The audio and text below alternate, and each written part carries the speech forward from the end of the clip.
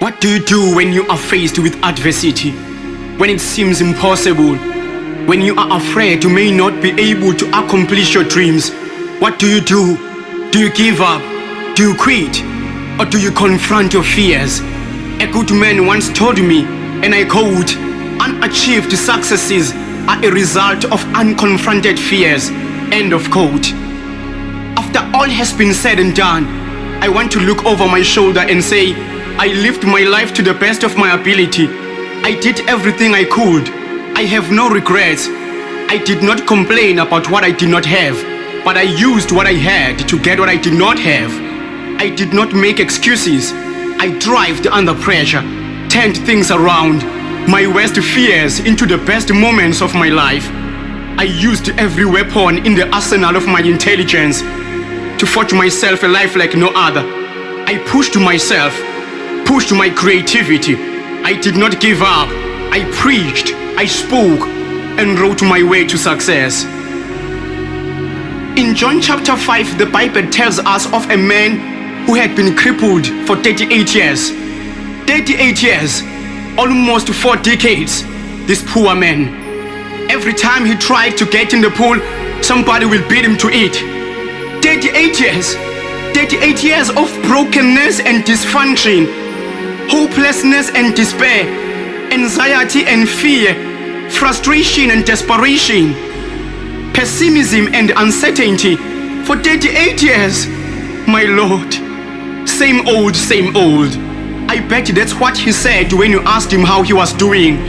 He allowed the dysfunction of his legs to deteriorate to a degree that it paralyzed his attitude towards life. It altered him, changed him, his perspective, his optimism. His other faculties could not function because he had made up his mind that he will never see his dreams accomplished. He will never get in the pool. He will never be whole. What he lacked in mobility, he could have made up for in intelligence. When his legs could not carry him into the pool, his mind could have inspired him to be creative and roll into the pool. He could have rolled into the pool. He could have rolled into the pool. He could not walk, but he could have rolled into the pool. Whatever it takes to see his dreams accomplished, he could have rolled. He could have rolled. But his mind was made up. I'm a loser. I'm a failure. Life is what it is, and there's nothing I can do to change it. I need to be realistic, reconcile myself with my condition, accept it the way it is, that things will never work out, things will never change. He could relate with brokenness. He was familiar with dysfunction. He had been around it for 38 years. He had been living it for 38 years. You could not talk to him about developing yourself and getting better and going after what you want. He had lost all hope. He had accepted what he called his fate, that things will never work out, things will never change. He ceased to have dreams and expectations. He shuffled his potential somewhere in the basement of his once brilliant mind. Why set myself up for more failure, more disappointment? I will never get in the pool. I will never be whole. I will never be accepted. I will never be loved. I will never be successful. This guy had a challenge. For 38 years, he had a serious challenge. Life had knocked him down so much there was no more fight left in him. He could not see beyond his condition, beyond his fears. Instead of confronting his adversity, he succumbed to his infirmity, hiding behind his disability, comforting his inability. Everybody will understand. I'm unable. What do you do when it's the same thing over and over again? A consistent, constant, recurring bad nightmare over and over again. Denied, denied, denied. Rejected, rejected, rejected. Not approved, not approved, not approved. Over and over again. The bank loan you are desperate for, denied.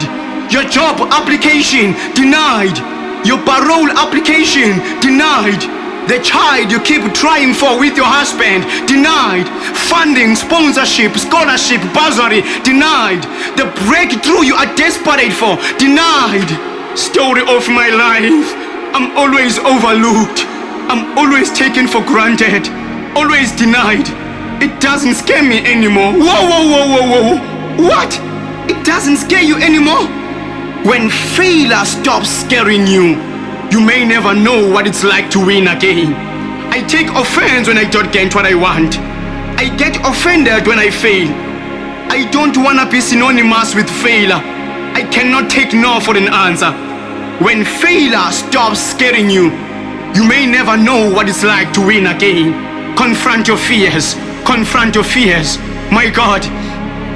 There he was, this poor man, sitting on his mat, feeling sorry for himself. When he could not accomplish his dreams, he started dreaming about his past achievements, trying to comfort his inability, searching through the archives of his memory, looking for anything at all that he could use to justify why he could not perform anymore. So he told himself, it was good once. I was happy once. I was an achiever once. I was at the top of my game once. His fears were clouding his judgment, his insights. He could not see beyond what he was afraid of. Because if he did, then he would have known that if it was good once, it can be good again. If it was good once, it can be good again. If he was happy once, he can be happy again. If he was an achiever once, he can be an achiever again. If he was at the top of his game once, he can be at the top of his game again. Hebrews 13 verse 8. Jesus is the same yesterday, today and forever. If he made a way yesterday, he can make a way today. If he delivered you yesterday, he can deliver you today.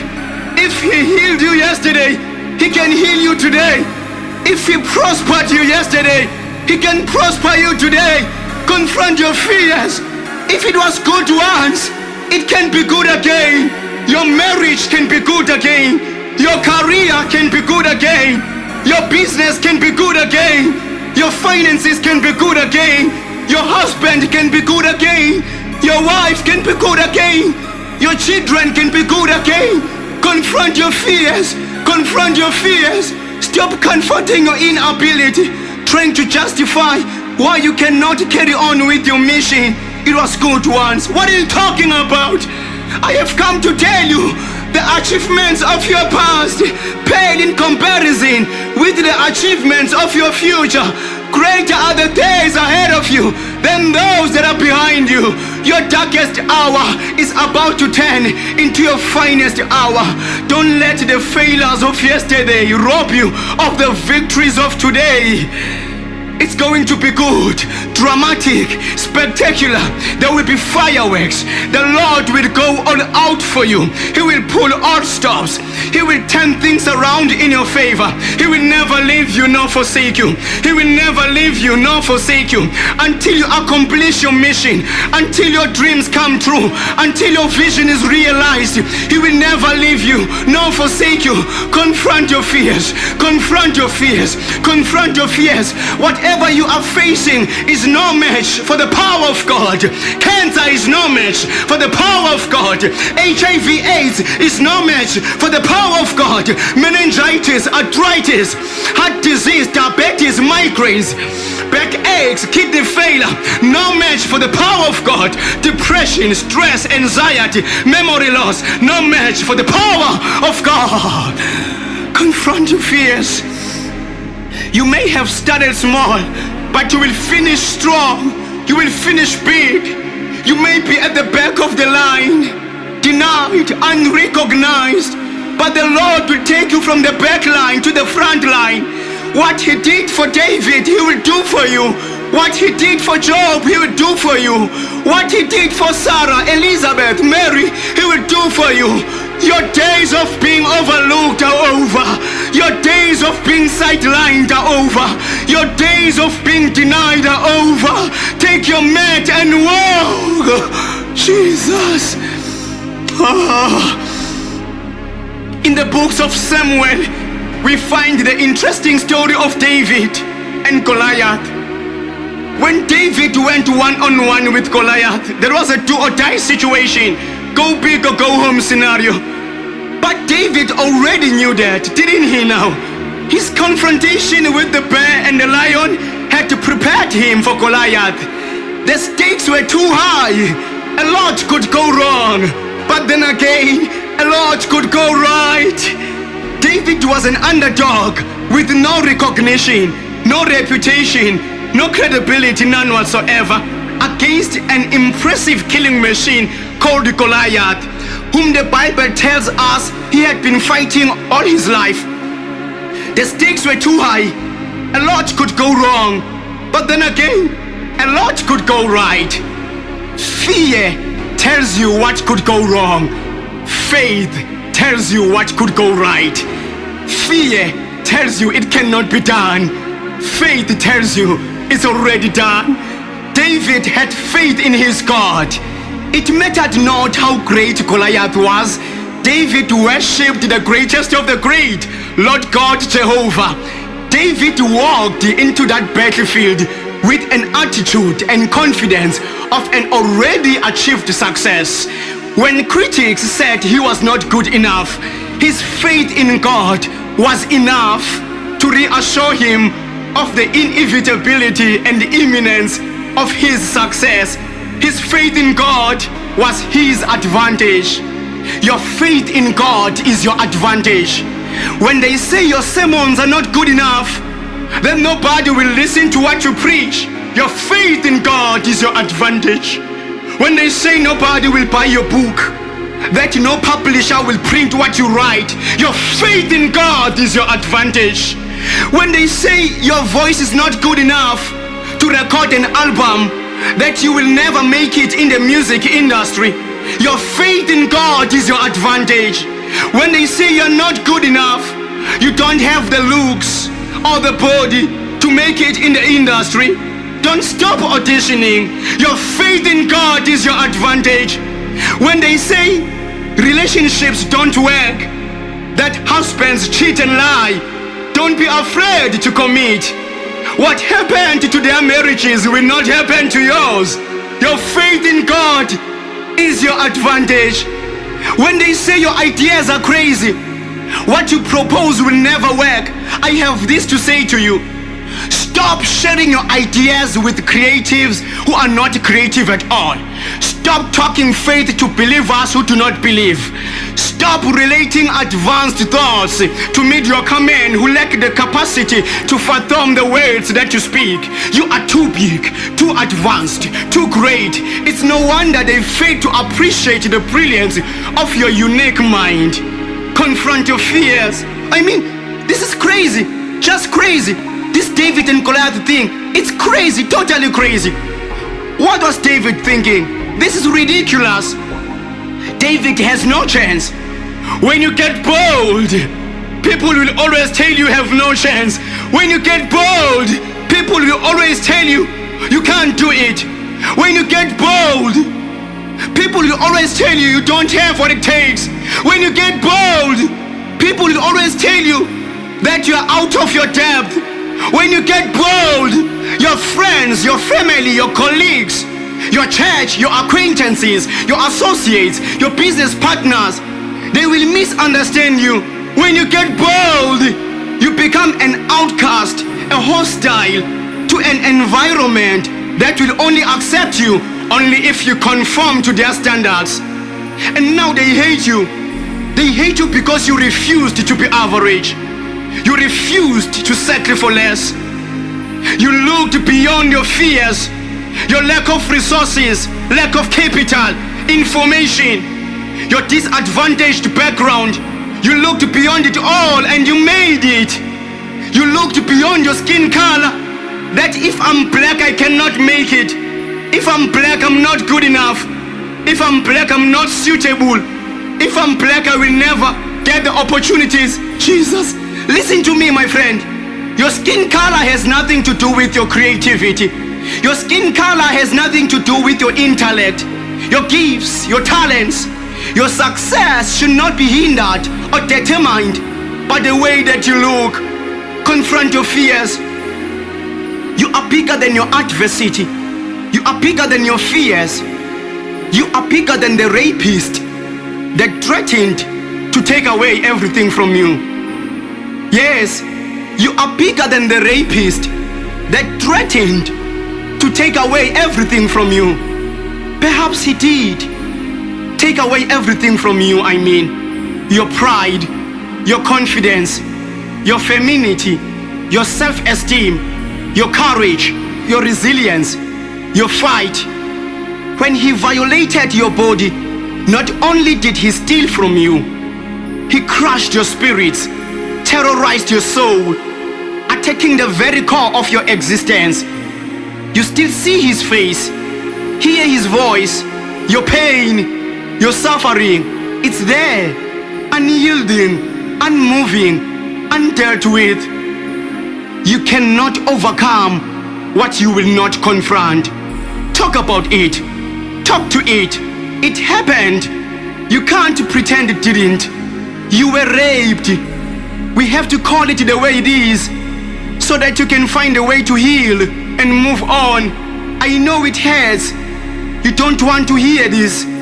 This word, rape, it never comes out of your mouth ever since it happened to you. It's too close to home. You always shrink at the mention of the word, but you cannot find a way through it. If you want to face it head on, if you want to confront it, tell somebody what happened. Tell me what happened. Cry and scream and deal with it. When this incident took place, this is what you said to yourself: I will never be the same again. It altered you. This rape, your perpetrators, they altered you. They changed you from a sweet, loving, beautiful person to an angry, cynical, bitter version of who you really are. Don't let them win. Take back your life. Take back your power. Don't be afraid to be loved again, to commit again. Not everybody is out to get you. Your healing starts now. Greater are the days ahead of you than those that are behind you. Open your mind to new adventures. Live, smile, laugh, go see a movie, read a book, listen to my CD. Oh man, don't let what the devil did to you put your life on hold. It's a new day. Would you pray this prayer with me? Say, Lord, refresh my mind, renew my spirit, restore my confidence, repair my desire, recover my strength, remove the fear, revive my soul. Amen. You are listening to this sermon. Your dreams are shattered. Investments that did not work out. Career moves that did not pay off.